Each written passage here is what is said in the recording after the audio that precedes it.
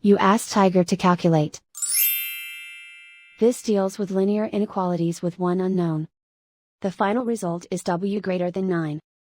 Let's solve it step by step. Group all constants on the right side of the inequality.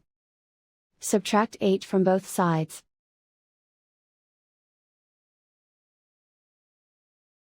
Simplify the arithmetic.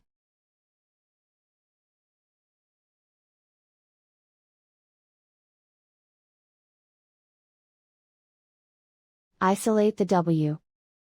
Divide both sides by 3.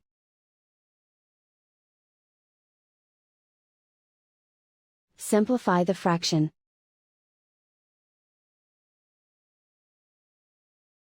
Find the greatest common factor of the numerator and denominator.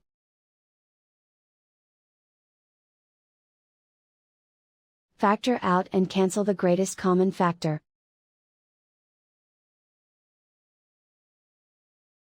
Plot the solution on a coordinate grid. And so the final result is w greater than 9.